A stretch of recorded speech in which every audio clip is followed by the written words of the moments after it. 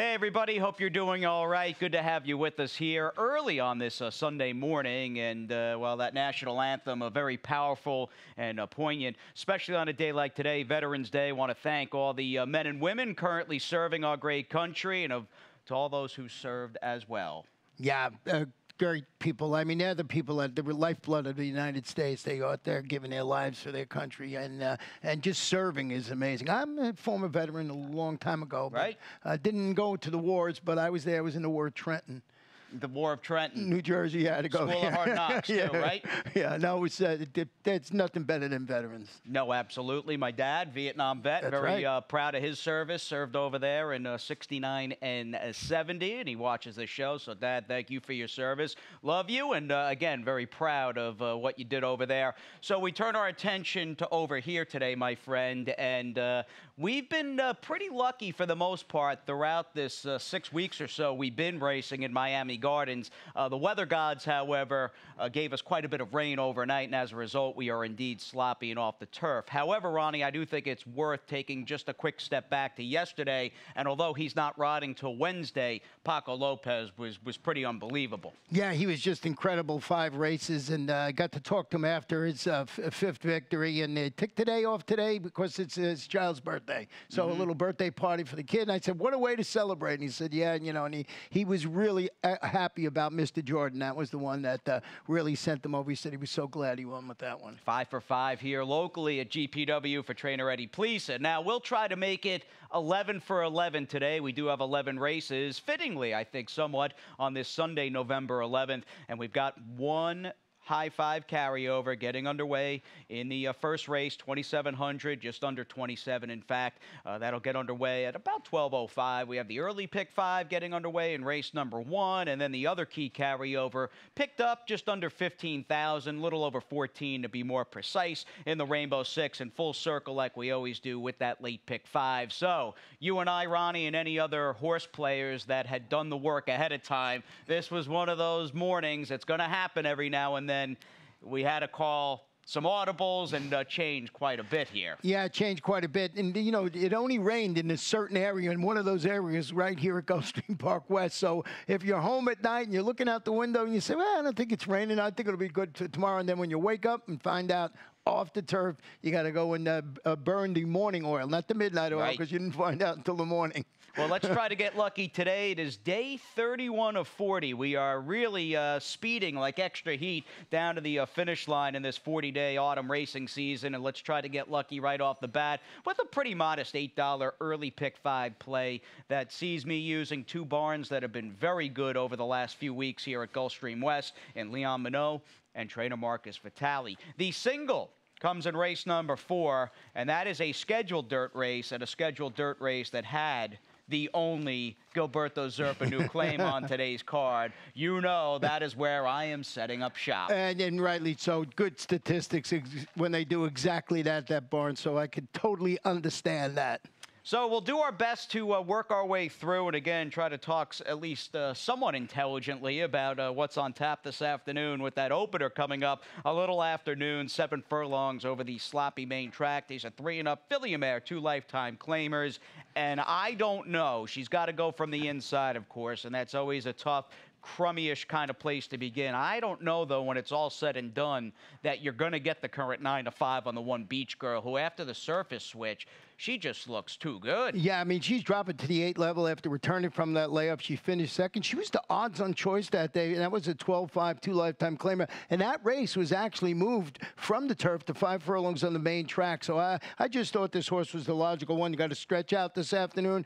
Got to deal with that inside post, like you said, going 7/8 of a mile. Sounds good. Scheduled dirt race coming up as we flip the page. We come up on Sunday 2nd here in the slop at GPW, and we do go out in distance as in 1 mile around 2 turns with these 2-year-old filly, $12,500 maiden claimers. And again, all of these horses in this race, and in fact, I will say, as difficult, Ronnie, as it was kind of scrambling with scratches and trying to get the work done, there are some pretty big fields on the dirt today, and this race, case in point, has got a dozen 2-year-olds here going a mile. They've all got to handle the distance. That is, to me, the biggest hurdle and biggest gray area, and that also, of course, goes for the one, Gran Bonita Chica, who was very green, and a race will bring you. And this daughter of Verrazano got a race over the track, a good race, and a race that makes her, I think, comfortably the filly to beat, because she rallied to finish a hard-charging second. She's third turning for home. She ducks in off the far turn, and the rider will eventually get her straightened out on the outside in a very gapped-out field. You see her lugging in again. Had she stayed straight, she might be returning in a race against winners. That greenness really affected her on the negative side of things in this race last month here at Gulfstream West. Well, let's show you a stat on Saffie Joseph Jr.'s second start after the claim on the dirt. He's solid. He's 10 for 43, 23%, 63% in the money, $1.25 return investment. What this tells me is that after he has a horse in his barn after the claim second start, he does exceptionally well. But, Jason, you made a great point. They got to prove they can handle his distance, and Definitely. that's the key here, going that 2-turn mile. And that's why I picked the number 3, When It's Love, who I think is bred, or at least I'm hoping is bred, to at least handle the mile. Being by Overanalyze, like that stallion a lot, he was a big, big first crop stallion in 2017. A little Donerail Court and Seattle Slew on the dam side for a very good trainer in Kathleen O'Connell. You're towards the outside, Ronnie, the old 1-9, a little Ralph Nix in the second spot. Yeah, Damrell Locke's going to wear blinkers this afternoon after hitting the board in 2 of 4 career sprints versus similar quality. Got to see if he can do this on the main track today and at a mile. That's the thing. All right, sounds good. Let's move on to race number 3. We stay at 2 turns. We'll move the starting gate back about 110 yards, 115 yards, going the mile and a 16th in this off-the-turf 2-lifetime $8,000 claimer, in which, as I looked around, I had liked the 8 Nono Nino on the turf, and at least this gelding has got 2 out of those 3 consecutive off-the-turf races in the summer over in Hallandale were pretty respectable. In fact, I would argue in a race like this with the surface switch, they're very respectable. Yeah, you know, the problem I had with Nono Nino, whether it was on the turf or dirt, was the fact that the horse has got 20 starts with only that 1 win, 6 seconds and 3/3. So I did keep number 5, Angelino, on top of my ticket, even with the move to the mile and a 16th on the main track. Dropping a notch on the claiming scale, rallied from way back off the pace to finish 4th. It was against 12 2-lifetime claimers here last time out. And I just thought of that performance, albeit it was on the turf, that I'd keep this horse on top of the ticket because I really respect Armando de la Cerda and Jeffrey Sanchez. So that was my thought. Nono Nino doesn't like to win. Maybe Angelino picks up the pitches. And you knew I was putting the Stifler on. I was going to say, you got the Stifler. I'm very proud of you that you got good old Stifler in the mix. When we think of that, you know, the classic American cinema, you know, you have Gone with the Wind, Casablanca, and the American Pie series. So the Stifler out of Precious Lady, right? Yeah, and if you look, he ran okay, really well, I thought, last time on the turf. Actually, a couple of starts, he's run well on the turf. And if you look, he's won on the fast matrix, not on an off track. So I thought maybe the Stifler can get a job done today. Even though that's not really his name, but we changed it. We're sorry for the connections if they get mad. No, I heard to the contrary as well from my wife, who's up at Palm Meadows. Right. And Joe Abaratanzo's a great guy, Right. does a good job. He is based up there, and he thought it was pretty funny. I heard that. He was laughing about the Stifler. So there we go with race number 3. Let's move on to the 4th. We cut back to a sprint, 6.5 furlongs, 2-lifetime 3-and-up Filly-Mare claimers ready to battle in here. And how about a little... I know, again, no turf today, curveball in that department, but to brighten up the day, we do have a little Gilberto Zerpa off the claim. Yeah, let's show you a stat on him, Gilberto Zerpa. First after the claim, a winner last time out on the dirt. He's 7 for 20, 35%, 70% in the money, $1.73 return of investment. I cannot find a bad stat no matter what you do. Incredible. Whether it's after a winner last out, not a winner last out, he does incredible. So Tapet Claire is strictly the one to beat, just off of that game, and he's got his go-to jock, Misael Jaramillo, in the saddle. Yeah, Misael winning a race here yesterday afternoon. In fact, it was all Sammy Camacho, Paco naturally, Amisael, and Edgar Zayas, who basically just dominated the win column on that Sunshine Millions prep day. Zerpa, keep in mind, it is November 11th. He is 44% on the year with over 100 starters. It's been unbelievable watching him just roll along at a steady clip. Fifth race, sprinting, field of 9, 2-year-old fillies, $16,000 claimers. I'm with the drop down, and so are you. The number 3, Princess Dynamite, who, when it comes down to it, I think Sano's saying, look, we've run him a few times for 35. We tried him for 50. Let's just put him in for 16 and hopefully get the W. Yeah, and that's exactly what I was thinking. Drop it to the 16 level after returning from that layoff. Went up, chased the pace, faded, but that was against certainly better at the $35,000 level and was favorite that afternoon, and that was her local debut. So I think a race over the track, drop down. They said, okay, here's where she belongs. Let's get it done. Me as Bobtail will take some play. In fact, a cold 3-4-6-10 for the boys. Ice cold here in the GPW slop in race number 5. And on that, we'll take a little time out. We're back with Ronnie's Rainbow after this.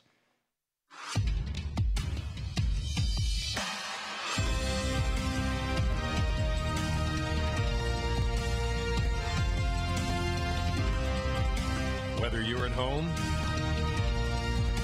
or at the track, have a stake in the race when you bet with ExpressBet. Sign up for an ExpressBet online betting account and receive up to a $500 sign-up bonus.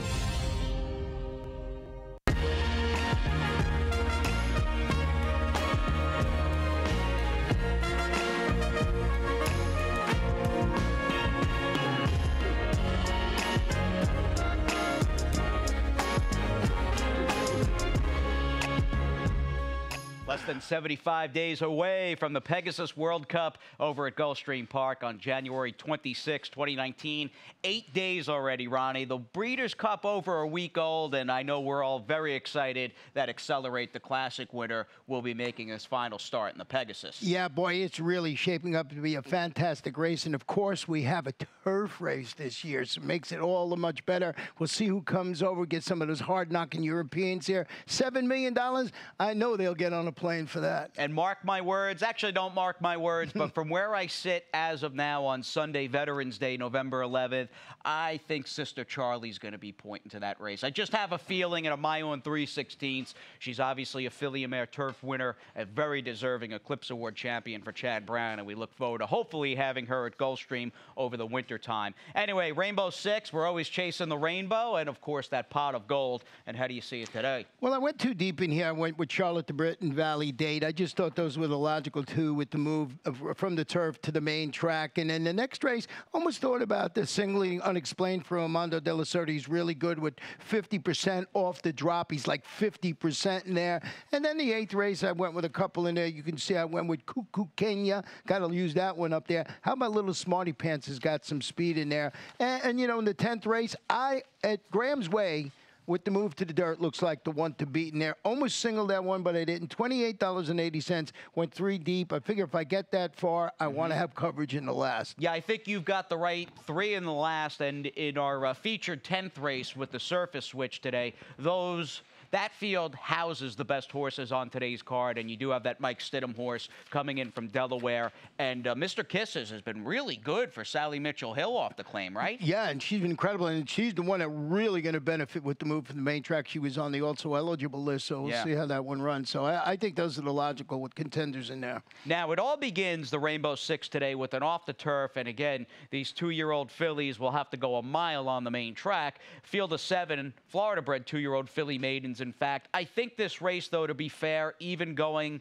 an uncharted mile on the dirt, may just ultimately certainly start and may quite simply end with the 4 Charlotte de Britt, who's in a way timed it very poorly with some of the horses she's had to face as a maiden. Yeah, you know, Charlotte de Britt, a daughter of Treasure Beach, is stretching out around 2 turns today after showing some promise. That was sprinting on both the dirt and the turf before the layoff. I just thought, and she was knocking heads with some really good competition. So this looks like the spot for her to prove she can handle both the distance and the main track that I do. Well, it's the wet main track, we'll call it. She's run 4 times, 2 of those losses against the likes of a Bit Special, who looks like next to newspaper of record. I mean, she's obviously a complete monster, but a Bit Special looks like she could be a legitimately graded caliber, top-class turf filly for Patrick Biancone, and she was third, beaten less than 2 by Starship Nala, who ran yesterday in the one of the juvenile filly races on the card. Yeah, so this horse keeping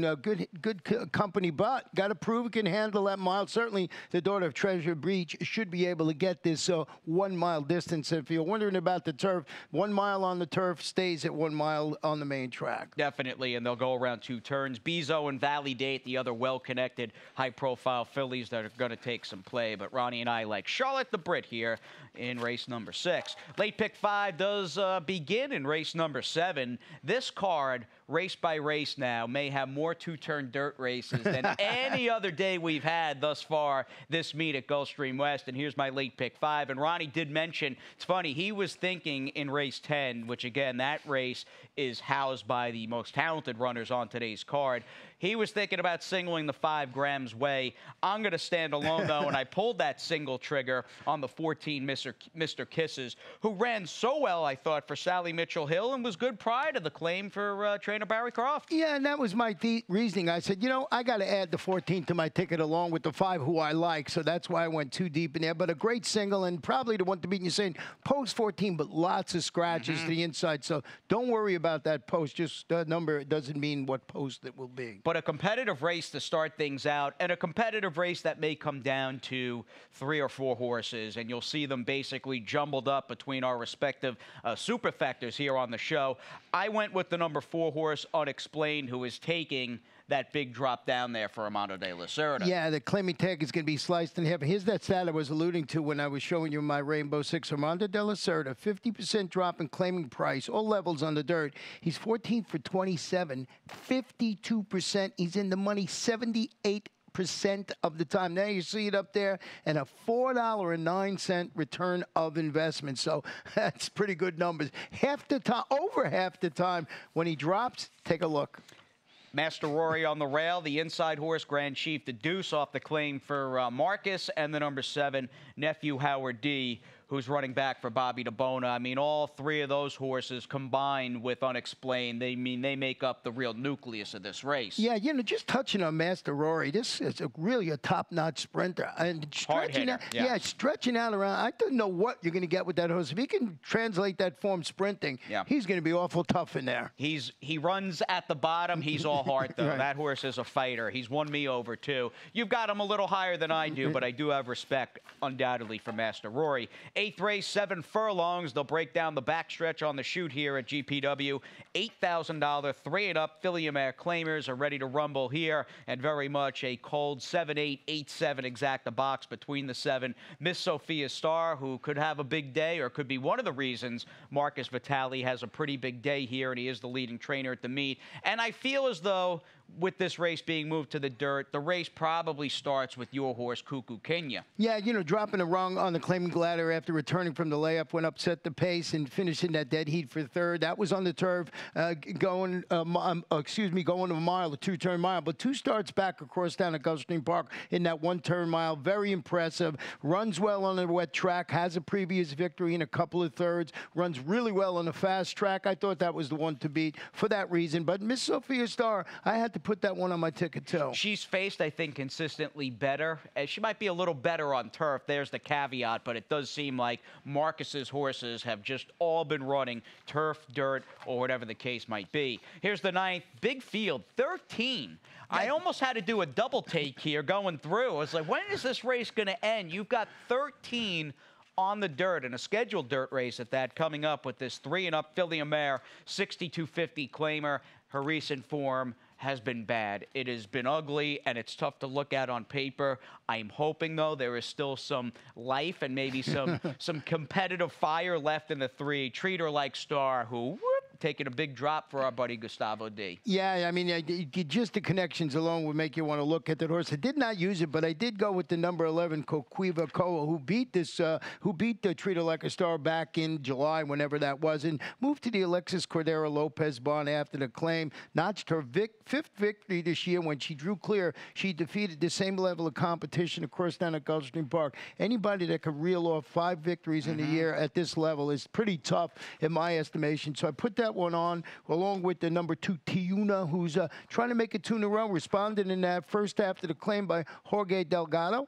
It was pretty nice. Won a 3-length victory there. So, of course, I had to put Dancing Donut on my ticket. In a race where I think appropriately you've got 13. You've got the old baker's dozen and a little Dancing Donut. Pretty good there, my friend. I like that. Yeah, race 9. Good luck. That is kind of like the Kentucky Oaks and maybe the Breeders' Cup Distaff combined in the numbers department for the 6250 Filly Mare Claimers. 10th race is the feature. I know it's on the main. Still a decent little matchup between horses that are pretty good and can fire off and pop off a buyer in the high 80s, low 90s. And again, the race really centers around our top selections. Ronnie likes the 5 grams way. I went with the 14, though. Mr. Kisses, who is just a good dirt horse. And the little I've seen of Sally Mitchell-Hill since she got back into training, job she's done with Quixote and his big win, even though he scratched yesterday, was pretty impressive. And this horse did not miss a beat off the claim for her, beating a horse that I really have a soft spot for, who I think is pretty good with a lot of back class in French Quarter. Yeah, and this horse has just been in great form. He's having some time off. Got a bullet work coming back,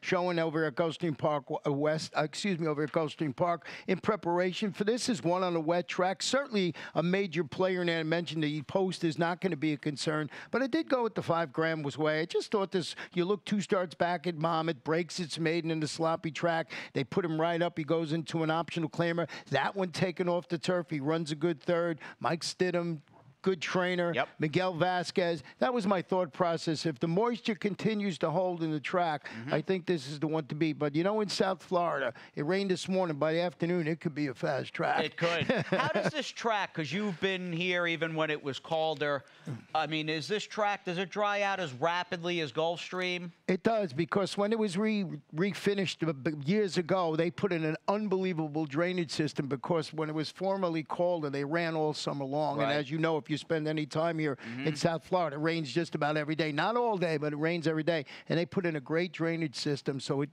dries out pretty quickly. Similar to here, and it's a little deeper there because there's more sand in it, but it dries out pretty quick. All right, a good nugget there. And it is sunny and clear and just a really nice day. I know it rained overnight, but it has given way to just a gorgeous Sunday afternoon here at the old racetrack. As we come to a close here with race number 11 and the week as well, with these Filly Mare 3-and-up maiden claimers. Another good-sized field here in a scheduled dirt race as the curtain comes down. And you know what?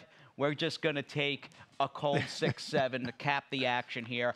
Whether it was sloppy, wet, or any other case, Sweet Embrace, who we have on tap for Kathleen, it's just go time today. Yeah, you know, second against 20 maidens on the main track in her 6.5 furlong debut, drops to the 10 level today. And right there, we told you right there why we don't. Had some trouble last time out, bumped, steadied, finished 7th. But that was against 20 maidens. That was a going on the turf. Second time blinkers this afternoon. Perfect spot for this horse to rebound on the dirt. All right, 6-7 for the boys here as Gulfstream Park West today. At least the handicapping portion has come to an end, and you're going to need the pens, pencils, tablets, smartphones, everything under the sun, because there are quite a few scratches on this sloppy track card. And who better to bring in than the one and only Pete Aiello, who's up next. One of the world's most anticipated thoroughbred racing events of the year returns. The 3rd annual Pegasus World Cup Invitational at Gulfstream Park in South Florida. Competition from around the world with a $16 million purse split between 2 Grade 1 races. On the dirt and on the turf. Experience the incredible fashion, spectacular world-class service and entertainment, and the unrivaled adrenaline of the Pegasus World Cup Invitational. Saturday, January 26th at Gulfstream Park. Get your tickets now at PegasusWorldCup.com.